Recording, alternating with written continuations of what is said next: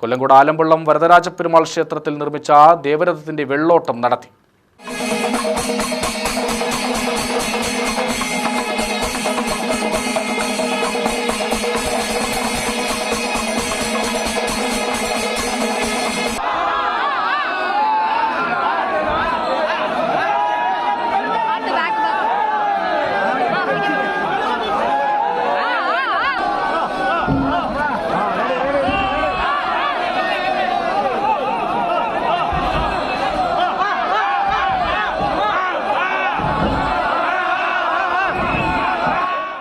ക്ഷേത്രത്തിലെ രഥം ശോചനീയാവസ്ഥയിലായതിനാൽ കഴിഞ്ഞ 8 വർഷമായി വലിയ രഥം ഘോഷയാത്രകളിൽ ഉപയോഗിച്ചിരുന്നില്ല.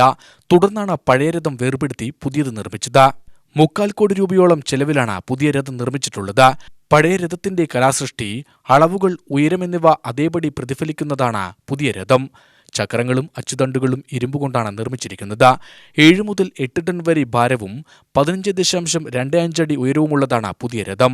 മലബാർ ദേവസ്വം ബോർഡ് എക്സിക്യൂട്ടീവ് ഓഫീസറുടെ മേൽനോട്ടത്തിൽ ഗ്രാമത്തിലെ 22-അംഗ കമ്മിറ്റിയാണ് രഥനിർമ്മാണത്തിന് നേതൃത്വം നൽകിയത്. പുതിയ രഥത്തെ വാദ്യഘോഷങ്ങളോടെ ക്ഷേത്രത്തിലേക്ക് ആനയിച്ചു.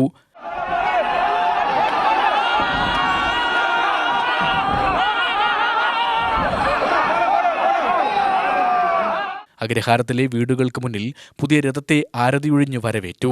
മെയ് 17, 18 തീയതികളിലാണ് ക്ഷേത്രത്തിലെ രഥോത്സവം.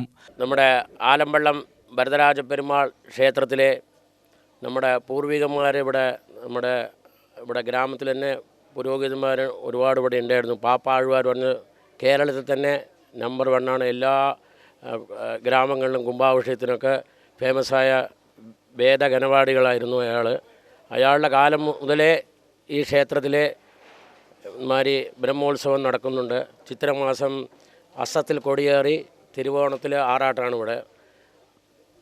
അതിനു മുമ്പ് നമ്മുടെ രാജാവും ഈ പെരുമാളുമായിട്ട് നല്ല ബന്ധമുണ്ടായിരുന്നു.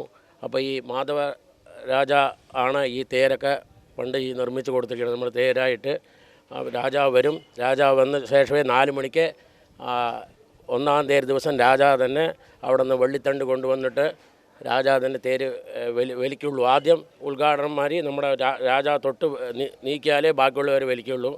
അത്രയും നമ്മുടെ പെരുമാളും രാജാവും കൂടി ഒരു കണക്ഷനാണ്. അതുമാതിരി ആറാട്ടും ഇവിടെ തന്നെ വെച്ചിരിക്കണം. അതുകൊണ്ടാണ് പഴയ രാജാവ് ഉണ്ടാക്കിയ തേര് വളരെ ശോചനീയാവസ്ഥയിലായിരുന്നു.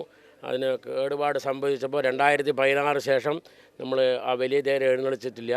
ഇപ്പോൾ ഈ വർഷമാണ് ഈ പുതിയ തേര്. ഇത്രയും കൊല്ലം കഴിഞ്ഞ ശേഷം ഈ 2025 ഫെബ്രുവരി 2-ാം തീയതി വെള്ള ഓട്ടത്തോടുകൂടി ഇന്ന് ഉദ്ഘാടനം കഴിഞ്ഞു.